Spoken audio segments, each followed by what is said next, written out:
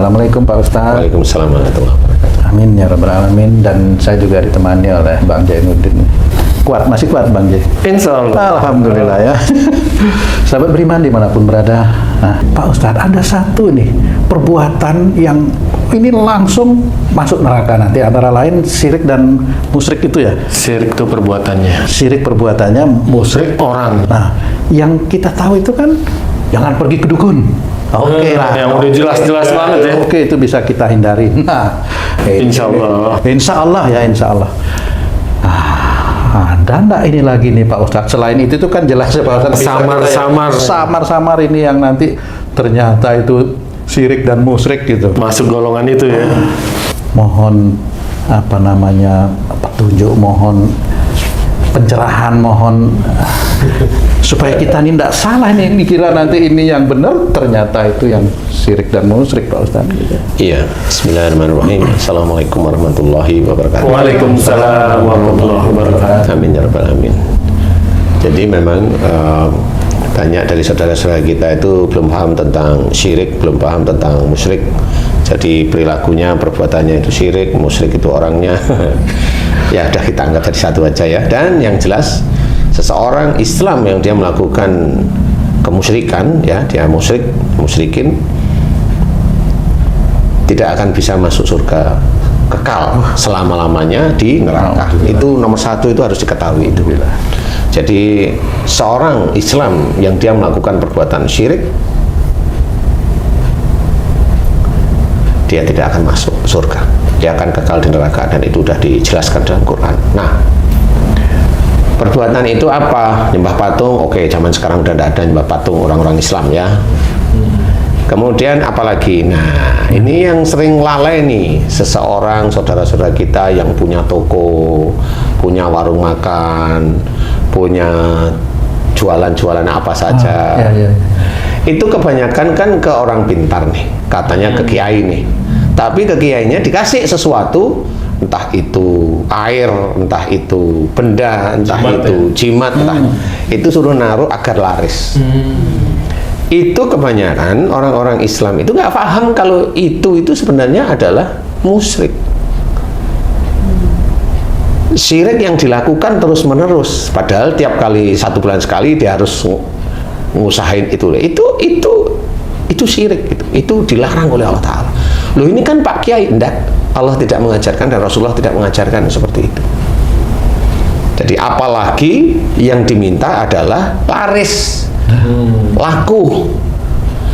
Allah tidak mengajarkan seperti itu, Rasulullah juga tidak mengajarkan seperti itu. Jadi kalau ikhtiar, dalam ikhtiar bismillah, dan berdoa kepada Allah Ta'ala agar diberi rezeki yang halal, thayyib, dan insya Allah berkah, kan seperti itu ya. Nah, pada saat seseorang melakukan aktivitas itu, ini syirik, dan orang tersebut menjadi musyrik, itu syirik. Apa saja, walaupun itu dari kiai, ya.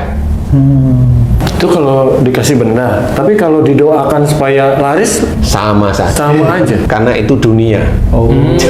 Itu dunia. Jadi yang diminta itu dunia. Padahal dia minta kaya, minta laris, itu kan ujian sebenarnya. Mau apa?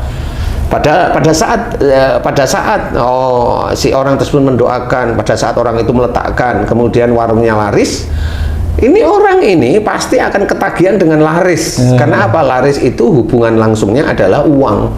Jadi dia memberikan kiai tersebut, kemudian minta lagi, begitu aja. Nah, ini syirik itu dilakukan setiap saat. Dia dosa, dan dia sholat. Dia sholatnya nggak diterima. Insya Allah nggak diterima oleh Allah Ta'ala, walaupun dia itu kelihatan dari kiai, ya nggak diterima seperti itu.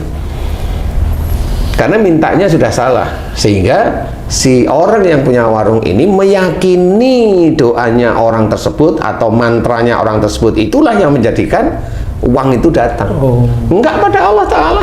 Nah, kalau tidak pada Allah Ta'ala, sementara Allah melihat perbuatan dua orang ini, istilahnya dua nih, yang meminta dan yang memberi ini, itu Allah kan jadi cemburu, Ustaz. Apa Allah maha cemburu tuh, Ustaz? ya. Itu kan sudah dijelaskan istilahnya itu melakukan suatu syirik itu kan bukan masalah Allah Maha Cemburu, itu pengingat agar yang kamu sembah itu Allah, yang kamu minta itu hanya kepada Allah. Nah, pada saat kita itu suruh minta kepada Allah, mintanya dunia, mintanya malah minta diuji, minta kaya kan diuji, minta istri kan diuji, minta anak kan diuji, betul nggak sih ya? Iya. Minta sepeda motor diuji, minta mobil diuji, akhirnya diuji gimana? Dengan mobil itu mau apa terusan? Oh, Mau sombong, mau ujub, mau riak, mau bangga, mau dan sebagainya kan diuji. Kalau udah kamu itu udah dapat istri, mamanya kamu mau apa? Oh, kalau sekarang saya nggak merasa itu ujian, Ustadz. Iya, mau kamu bosen kan? Karena bosen kan nggak ngerasa ujian. Cuek aja. Lah kan gitu. Lah iya loh kamu bosen. Ditanya sama Cici, Ustadz yang uji nggak? Enggak. Kalau nggak bosan berarti ujian, Ustaz. Kalau nggak bosen itu kan ada aja yang diceritain. Satu, istrinya cantik diceritain cantiknya. Istrinya rajin aja istrinya diceritain rajinnya. Padahal teman-temannya nggak tanya. Istrinya itu seneng tiap hari baca Quran aja, diceritain tuh istrinya baca Quran. Padahal teman-temannya nggak tanya apa itu namanya. Membanggakan. Nah, itu membanggakan. Itu ada unsur riya, ujub. Di titik itu ada unsur bangga. Nah, apa itu?